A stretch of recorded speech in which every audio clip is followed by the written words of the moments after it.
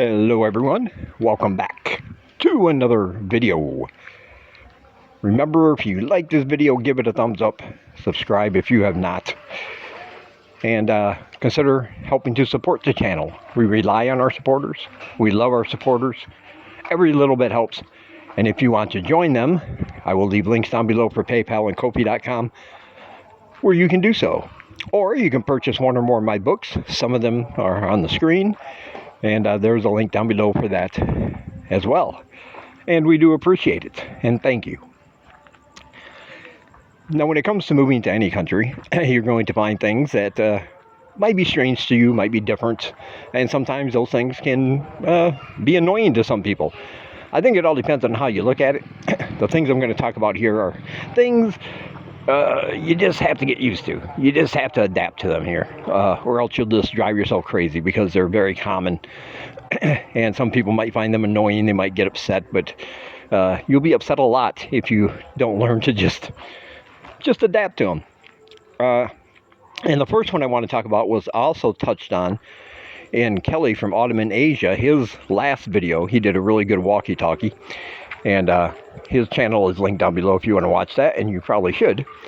But, and that's the tuk-tuk drivers.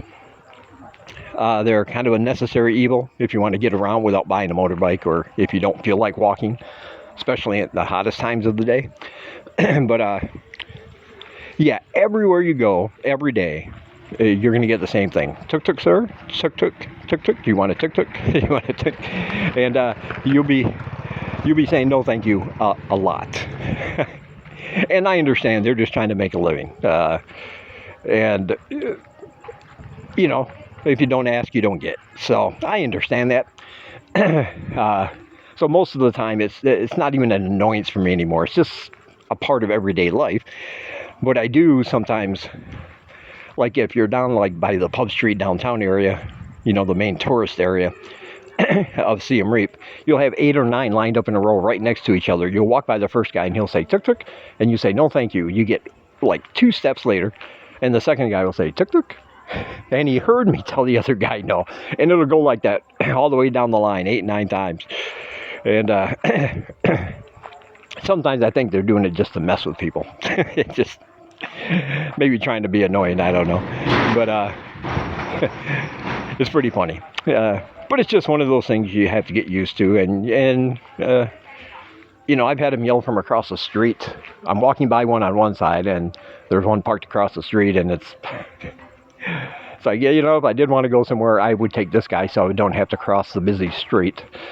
You know, that kind of thing. But yeah, I've heard people complain about it, but you know, these guys are just out there trying to make a living, and let's face it, there's way too many tuk-tuks for the amount of business that comes their way, especially now with the Pass app. So you don't have to negotiate anymore if you got that app. You can order a tuk-tuk. You can put in your location where you want to go and where you're at, and it'll tell you how much it's going to cost. So there's no issues with overpaying or anything. It's just become more user-friendly. Customer friendly anyway. So yeah, they're just out there trying to hustle, trying to make a living, so don't let it bother you, but you will hear that a lot. So just don't be upset by that. That's what I'm trying to say. And the second thing you'll have to get used to is figuring out the prices of things. Unless you shop exclusively at Western style stores and supermarkets, like if you're going to the local market, and if you live here, that's a really good thing to do, because you support the local businesses, and it's they have everything there that you want as far as groceries and clothes and electronics and, you know, even knickknacks and pictures and bags and purses, and I mean just anything you could want. But the thing is, most of the stores do not have listed prices for their items. And when you first get here, you don't know how much things are going to cost. And I'm telling you, you will overpay for things when you get here. I know everybody's done it. I've done it because I didn't know any better. But I hear a lot of people say they don't like haggling for prices. They don't like negotiating. And that's fine, but most of the local places, and I'm not talking mom and pop stores, they have basically the same price for everybody, but I mean like at the local big markets, that you're going to have to either get involved and negotiate, or you're just going to keep paying more than what you should. And that's up to you, of course. But I just want to let you know that if you don't negotiate, you'll pay the first price they say all the time, and that's going to be way higher than what you should be paying. Because in a negotiation like that, it's a very friendly negotiation too. It's not tense. It's not a standoff or a contest. It's people do it in a very friendly manner. But the purpose of a negotiation is for the seller to get as much money as they possibly can for their product. And you as the buyer, what you want is to pay less money than that, than what they first say for the item you want. And there's usually a middle ground there where both parties will agree it's fair. But again, if you don't know your way, if you don't know how much a t-shirt should cost downtown at at a store, and you go to the local market and say, I like that t-shirt, how much for that t-shirt? And they say $8, and you just pay $8, or you're just going to be paying way too much because there are many places right around there where you can get that for half price, for half that price. But of course, if you don't know, you might think it's a good deal, but you wind up paying a lot more if you just take the first price they give you. And sometimes it don't work at all. Sometimes they're very set on the price that they give you, but when you don't see price tags on anything, when nothing is marked, you don't really know how much you should be paying at first. And that is something, again, you will have to get used to. You'll have to get used to either negotiating or knowing about how much you should be paying for these items so you don't get taken advantage of. But that does take some time. And like I said, happens to all of us. Still happens to this day when I find out I overpaid for something. But it's just that's just a part of living here. It's part of the fabric of the society. So there's really nothing you can do about it except to do your best to get the best price. And I do get that people don't like negotiating. They just want to see how much it is and decide for themselves if that's a fair price, no matter who they are. But it just doesn't work like that here, especially downtown. It's a big tourist area. And of course, the thinking here is that foreigners always have a lot more money. And we do in comparison, but I mean, we're not all rich, obviously. But and so they will give you a foreigner price. And if you choose to pay that, every time you go back there, vendors will start seeing you as somebody they can maybe take advantage of, and you don't want that neither. So, they say $8, say, nope, how about $4? And she'll say something like, okay, for you, because you handsome man, for you and for you only, I take $6. And first of all, I know she's lying to me because I am not a handsome man, but I appreciate the effort, so I might just buy it anyway, It's just that kind of thing. So yeah, once you get to know the prices, get the feel for things, how much things should cost, you'll be all right. Just don't pay the first price that pops up in any of these stores that don't have price tags. And the third thing you're going to have to get used to doing is Siem Reap, Phnom Penh, Battambang, a good majority of foreigners live there, so a lot of people do know English. Some of them very good, some of them barely, and sometimes the problem isn't speaking, it's understanding when we're talking.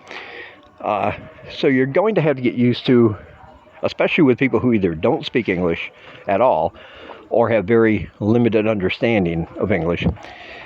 You are going to have to learn to communicate to them in a way where you can get across what you mean in very few words and speak very slowly. This is not because they're stupid or you have to dumb it down for them. It's simply because when we speak in our own language to other people who speak our language, we tend to talk fast. We tend to use euphemisms, sarcasm sometimes, and they just don't understand any of that. So you will have to learn to speak slowly. Like If you see somebody going somewhere, you could say, hey man, it's kind of early. Where are you going off to today, buddy? And that's too many words. But if you say, hey, where you go? They can understand that. And they know you're just being friendly because they will ask you the same thing. Where you go? I'll say, I'm going to get something to eat. Or whatever. And yeah. And some people have an issue with that. Now, I always carry my phone, so if I'm at a store or a place and I want something specific and they're not understanding what it is I want, I can just Google it and pull up an image. You know, that's always helpful too. And as you go along, you will pick up Khmer words for your staples, things you need at the store, and that helps also. But you might have to go into a half English, half Khmer language kind of speaking deal. You will have to be conscious of it. I know I speak fast sometimes. I do. I tend to talk a little fast, and I have to concentrate and remind myself that I need to speak slower just so that they understand me. Especially with tuk-tuk guys, and you want to go somewhere specific. Yeah, don't jabber away. Make sure you speak slow. Tell them turn here, turn there, point, whatever you got to do to get your message across. But again, it's one of those things, eventually it just becomes a part of your everyday life, you know? And all of these things actually just become part of your everyday life, and you don't really think about them anymore. Because, you know, it's part of living here, man. And the trade-off is you get to live in a beautiful, sunny, very friendly, very safe, low-cost country. So I think that's a fair trade. Anyway, be sure to check out all my links down below. Like I said, I have PayPal and Ko-fi.com. If you want to donate, you can check out my books, other channels that you should be watching if you're interested in life around this part of the world, Cambodia specifically. I have links for all kinds of channels down there, and links to other stuff as well if you want to check those out. All right, thank you for watching, and from Siem Reap, Cambodia, I will talk to you guys in the next one.